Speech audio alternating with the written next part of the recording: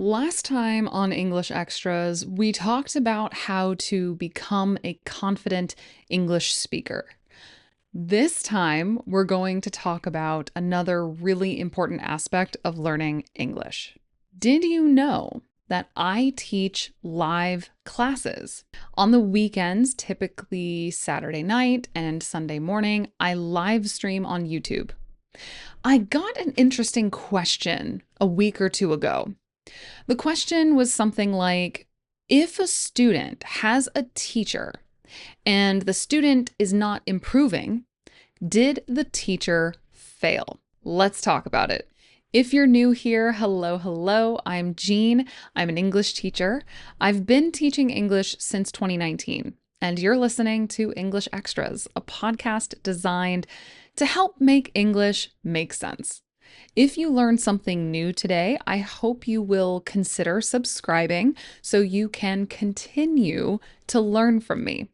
If you're already subscribed, thank you and welcome back. It would help me enormously if you share this episode. It is the best way to support me completely for free. So let's get into this question. If a student has a teacher and the student is not improving, did the teacher fail? My very first thought is no, and I'll explain why. It's true that not every teacher is a fantastic teacher. There is always going to be variation in a field. That's true for teachers. That's true for doctors. That's true for lawyers and presidents and chefs and artists. Some teachers should not be teachers because they are not very good at teaching. However, I'm assuming you are an adult, meaning you are older than 18. I think what I'm about to say only applies to adults.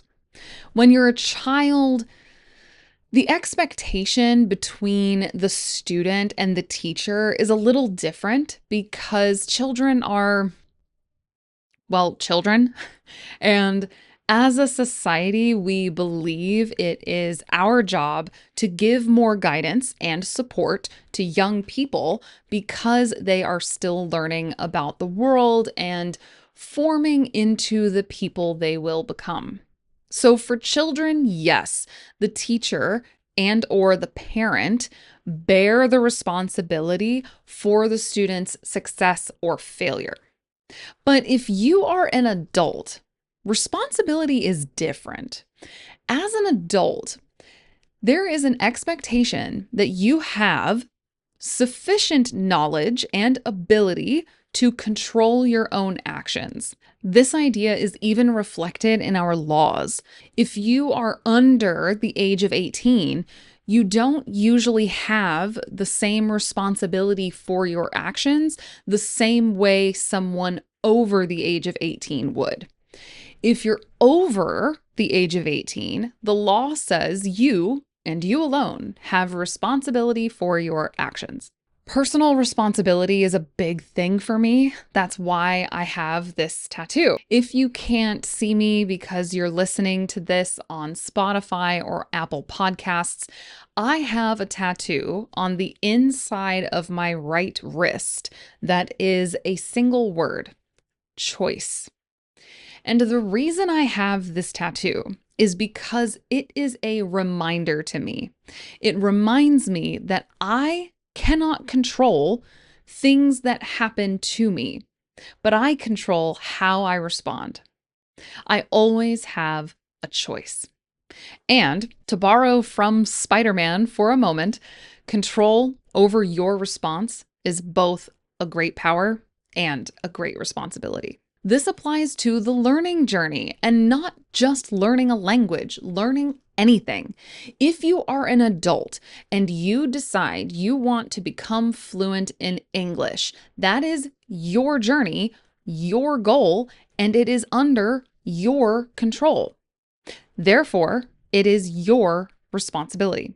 Expectations play a really important part in this, actually. You cannot expect a teacher to learn for you. Oh, if they could, the world would be a very different place, wouldn't it? But the only person who can learn for you is you. That process cannot be delegated, cannot be outsourced. So if you decide you want an English teacher, you cannot expect the teacher to learn for you. This is why I say that teachers are not magic. Classes are not magic. You still have to do the work. Let's say you want to become a student of mine. And if you want to find out if I'm currently accepting new students, you can find that information on my website, link in the description. In our very first class, I am going to ask you a bunch of questions, and I'm also going to tell you about my style as a teacher. I always explain this to my new students. I, your teacher, am one resource. I am not the resource. Yes, I can explain grammar and tell you about vocabulary and show you new expressions, but if you don't take that information and do something with it after class, the information will just poof, evaporate.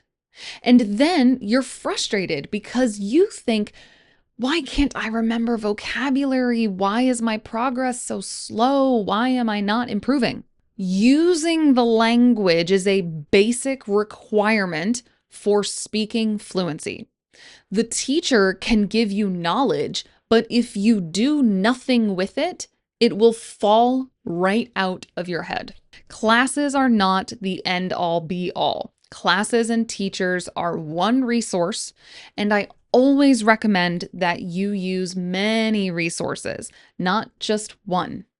You should be learning English in a variety of ways because that's how language works in real life. Language is not confined to a textbook or a video or an app or a class. Language is everywhere, and you should try to bring English into your daily life in as many different ways as possible. I'll say one more thing about my conversation classes. My classes are an opportunity to practice what you've been learning. I tell my students, the successful students come to class with questions. These could be questions about an expression they heard in a video or a movie. These could be questions about the difference between one grammar pattern and this other grammar pattern. These could be questions about American culture. Whatever it's about, successful students are curious. Successful students have questions.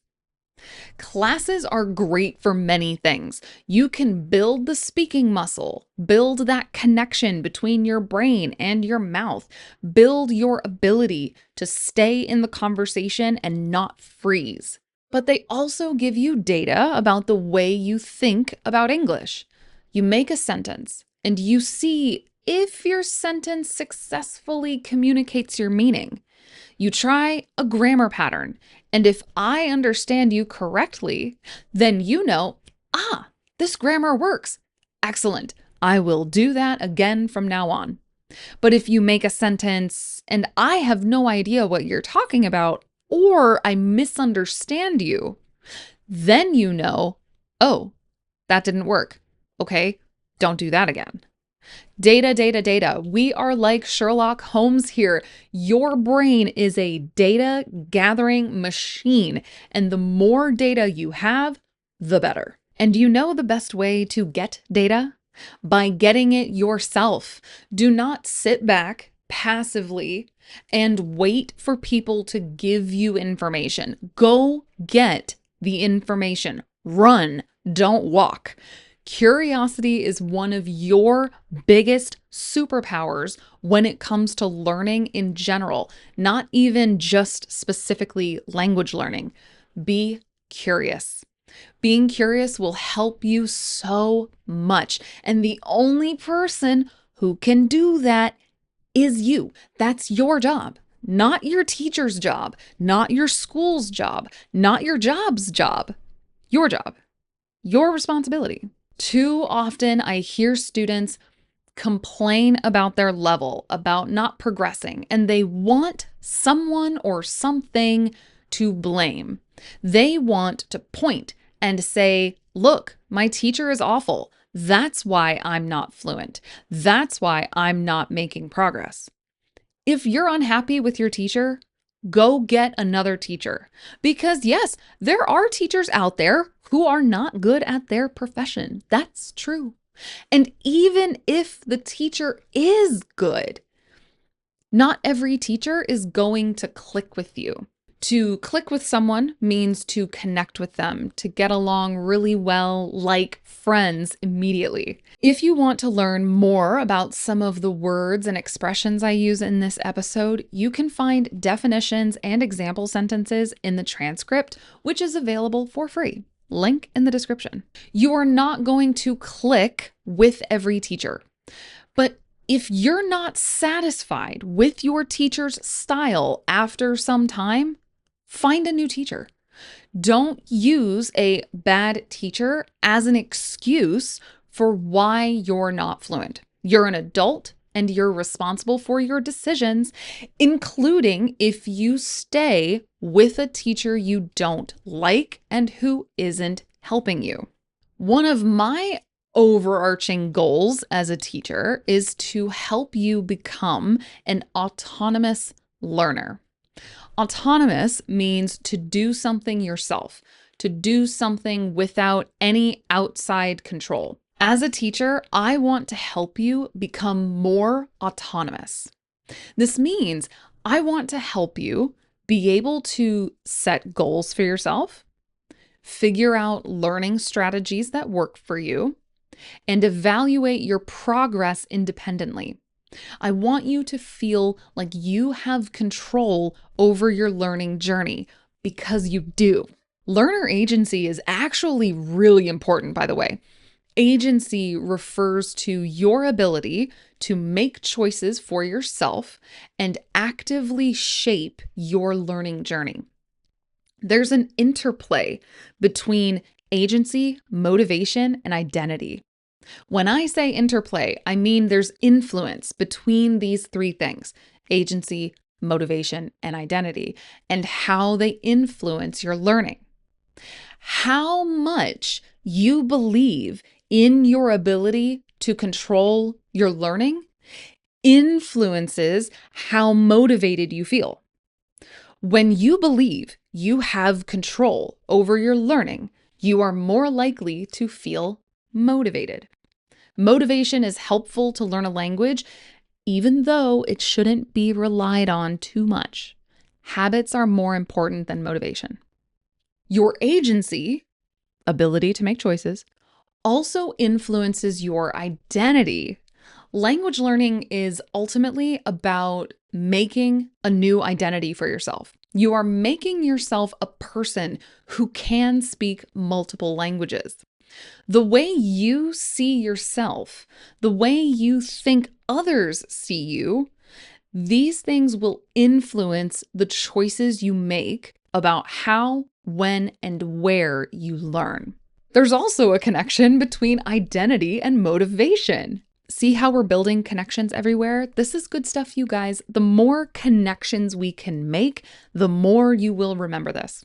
If you have a clear vision in your mind of who you can become, you will feel more motivated. But all of this comes back to choice. Motivation is connected to choice. Identity is connected to choice. Habits are connected to choice. Your progress is connected to choice. It is all connected. Here are some ways you can become a more autonomous learner. One way is to realize you can choose the activities you do to learn. If you want to improve your writing, for example, you can choose to write a short story, write a journal entry, write a tweet, or write an email. You don't have to do what a textbook tells you or what a course tells you. You can choose. Another way to become more autonomous is to find topics you like in English. For me, this is what I do when I learn a language. I like to find YouTube creators in my target language who make videos about books because I love to read. You can find so many things in English related to your interests. It will help you feel more motivated because you're doing things you already like. Another way is to create a list of activities you like to do that you can do in English. For example, let's say you like going to coffee shops. Find out if your city has an international speaking club. One of my students, for example, goes to an English speaking club once a month.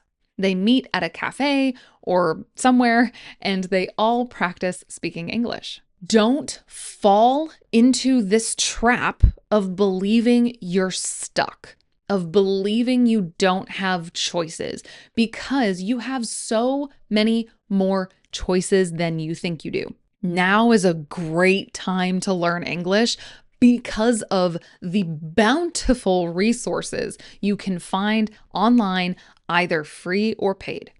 Don't fall into the trap of believing you're stuck. You're going to become fluent one day if you stay consistent. You will. Consistency will get you there, but you have to believe you can do it. You have to take control over your learning journey, and you have to have good habits. If you are struggling with belief, I have a video for you. If you are struggling with your habits, I also have a video for you. I will link both of them in the description. You can do this, my friend. I know it. As always, thanks for listening. Until next time, bye.